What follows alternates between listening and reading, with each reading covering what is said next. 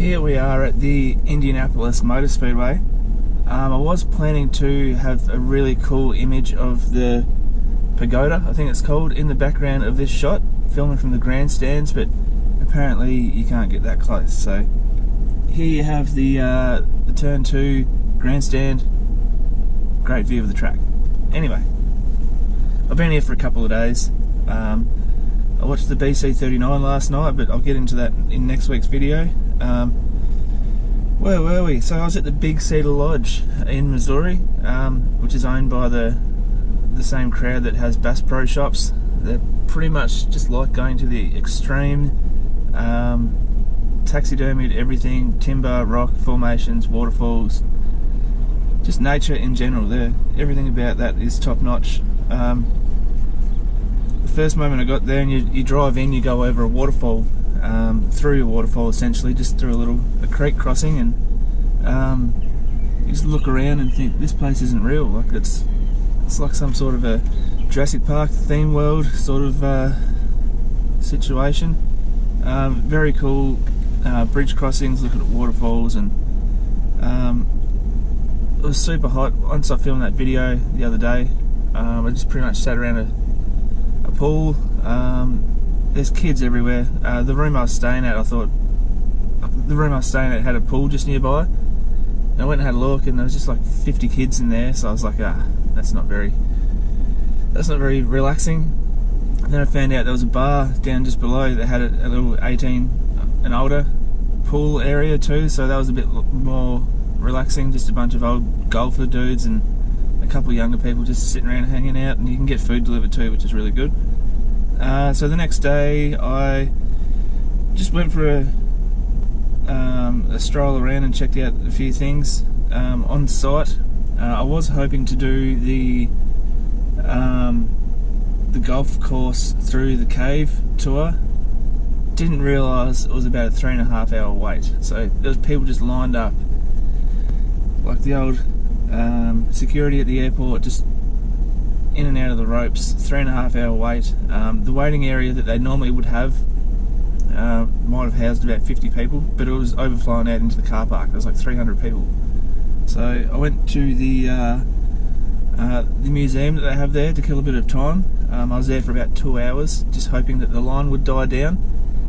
It did not. So it was probably the thing I was looking forward to the most about that place, and unfortunately I didn't get to do it. I would have liked maybe 3 more days there, and probably another $2 grand on my budget to play golf and eat at the classy restaurants and do like the river tour and stuff like that. But overall, it was a really sweet place.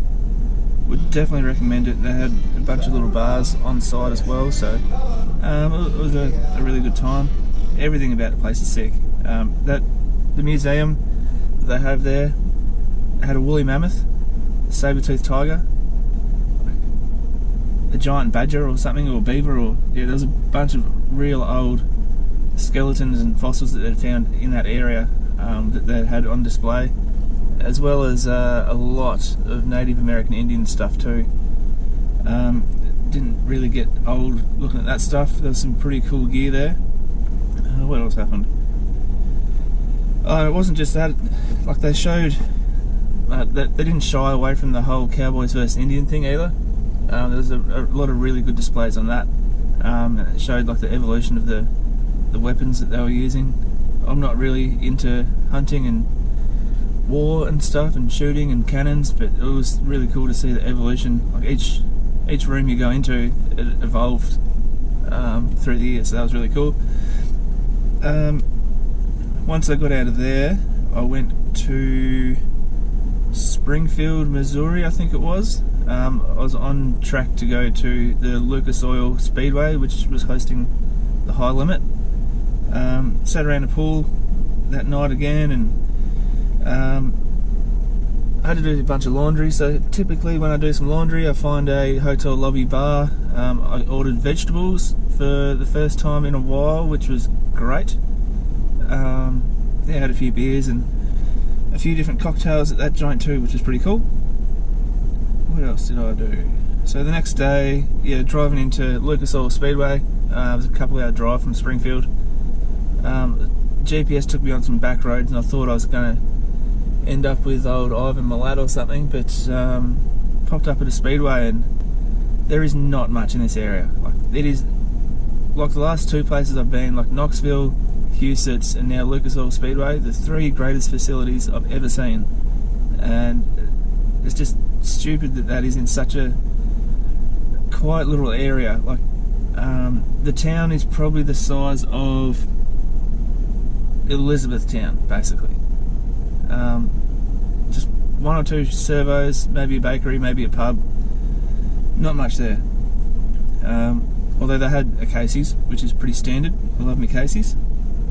Holy shit, look at this. Squirrel. Just hanging out. Anyway, there's a little side quest for you. Checking out the squirrel. Where was I? So Lucas Oil Speedway. Once again, once I got there, I strolled around to get a bit of a scope of the place, and just went and chatted to some people and asked if they'd been there before, all that sort of stuff. And I met a crowd from Oklahoma, I think, and I must have got there at just the right time, and I did not expect them to feed me at all, but they insisted that I just take a couple of ribs. They'd been smoking meat all day, and yeah, they fed me, which was incredible. The hospitality over here, once again, I say it over and over, is nuts. The people that just take you in and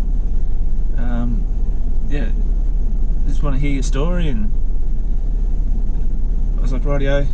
I heard hot laps fire up, so I went to go up to the track, and this guy said, here's $50 to put towards your fuel. Like, I love that you're travelling and doing what you're doing. And I pretty much refused. I said, no, I'm not taking your money. Thank you a lot. I appreciate it a lot, but I'm not taking your money. Sure enough, he couldn't find a $50 note, so he gave me 3 20s instead. So he gave me $60. He put it in my pocket and forced me to leave, basically. That was pretty incredible. Oh, the other thing about Lucas Oil Speedway, the overall facility is massive. Just walking across the pits, it was like a 500 metre walk just from the gate to the other side of the pits, and then you had to go and find somewhere to spectate, and then to get back to the camping area was like a long way. So they hired golf carts. You could just rent them. There was about 20 rental carts there that you can just choose from, and it cost me a couple $100 for the weekend, for the 3 nights, and that's US. It was definitely worth it. My feet are pretty cooked, as some of you know, and there was no way I was walking around there for 3 days, backwards and forwards, all weekend. So yeah, I hired myself a golf cart, which it just gave me more and more access to check things out, because without that I probably wouldn't have gone to the main grandstands. I would have just hung out around the pits. So it just allowed me to do a lot more, which was definitely worth the money. I woke up the next morning to some pretty crazy thunderstorms. I woke up to thunder, so I quickly got up and put up my 3x3 marquee over the top of my shitty little swag, and pretty much just laid there for the next 4 hours, just thinking that I should go somewhere else. Like, I was thinking there was no possible way to get this race in, so I was ready to pack up and leave and just drive 5 hours to go to another track or find something else to do. But the rain stopped at 3. They got the race in, and it was absolutely perfect. The track and the drainage and everything about top-notch joint. What else do I have here? So yeah, there was 3 nights at that joint. I woke up one morning, poked my head out of my swag, and a frog scared the shit out of me. Another thing about this place, they got lakes on site. Okay, go back a step. So you got the main speedway. There's a little go-kart track for like rental karts. There is an off-road stadium truck track, which looks like a glorified like supercross track. Jumps and bridges and all sorts of cool stuff. And something I'd never heard of, they had a long lake for drag boat racing.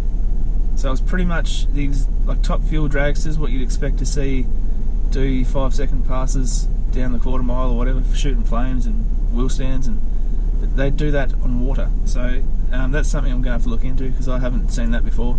But on top of that lake, they got what they call their pond, and there was kids fishing in there. And like Aaron Reutzel said in his interview that yeah, his kids didn't even go to the races because they were too busy down there swimming and fishing. So all this stuff on site, outside of the speedway grounds, not much to do. So then once the racing was done, I was really happy with that. Oh, I met a bunch of people as well from the Missouri area to the Table Rock or Table Rock Lake or whatever it was in the Branson area where I just come from anyway. And so I spent a bit of time with those guys. They're awesome. They wanted to feed me as well, but I said no. It was just cool hanging out with those people. Their son races dirt modifieds, so I chatted to him on the phone for a little bit. As a drunk Australian, he didn't know what I was talking about, and I didn't really know what he was talking about, so that was a cool little chat. The next day, packed up and got out of there real quick because the storms were coming in once again. The most uncomfortable I'd ever felt on a road, driving down the interstate. The speed limit I think was 70, but that just means you can do 80 over here. That's miles per hour too. So no one does a speed limit, they always just creep over it and do a bit faster. But with the concrete roads and the lines and the sheen on the road from the water and the wipers going flat out and the spray off the trucks, I was comfortable doing about 60. But these other clowns are still doing like 80, so they're just flying past me. There was just a nervous energy. I didn't like it. I've never felt like that on the road. Like, I'm 100% comfortable driving in my own lane, doing my own thing, but these other guys, they were just zigzagging in and out of traffic, and I just had to get out of there. So I pulled off. I went to fill up with fuel and look for something to eat. It was getting around lunchtime at that point, so I waited for the rain to die down a little bit, which it didn't really, but I'll go back out onto the interstate and traffic is stopped, like it's backed up. So I'm thinking, oh great. And sure enough, someone's crashed. So you get out of that little stoppage, and like the motor was out of the thing. I'm pretty sure the motor was ripped out of the car. Like, I have no idea what sort of speed or how it happened, but it was a 2-car crash, and that was one of about 5 or 6 crashes that I saw over the next 2 hours. Stuck in traffic, the interstates that come to a standstill.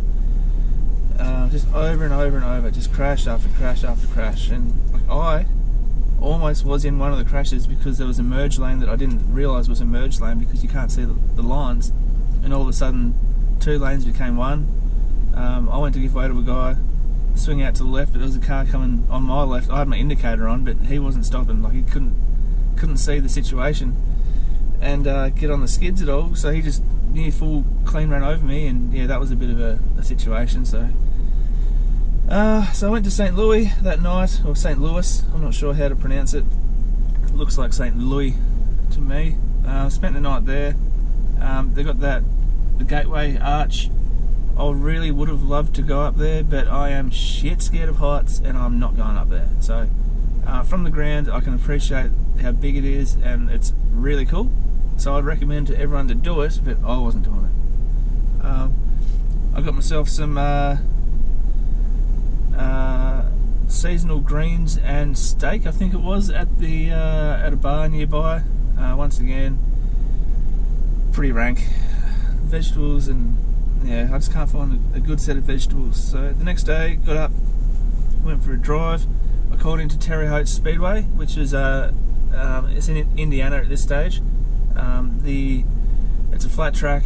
It's an old fairground track with not a lot of banking that I've spent years and years and years driving around on the outlaw game since I was a kid. Just cool to go to another one of those tracks. There's no racing on, but it was cool just to check out the facility. That's not quite as fancy as the last few I'd been to. But yeah, even still, it was really cool to go there. Massive track, so that was pretty cool to see. That brings me to here, Indianapolis. I don't know whether to include Indianapolis in this video or not, but I'll do the no, I'm not going to do that, so I'll keep this one a little bit shorter. Honestly, I didn't really do much sightseeing or do anything too cool between points A to B to C. It was really just spending time at that big Cedar Lodge, Lucas Oil Speedway, and then just travelling to get to here. One thing I will say, I didn't realise this BC39 midget race at the Indianapolis Motor Speedway I didn't realise it was a midweek show. I thought it was on the weekend, which conflicted with my 4th of July plans. But it's a Tuesday and a Wednesday, so that brings me to here. And it was a pretty good time. Camping again, stinking hot. It's 9 o'clock in the morning now after my first night. Racing was good last night, but I'll get into that next week. So thanks for hanging out. Thanks to all the people that check in, ask questions and all that sort of stuff, because I'm not saying I'm getting homesick at all. I'm having the time of my life, but it's just awkward with the time zones. I don't get to talk to people too much, so when I do get that chance, it's pretty cool. So hopefully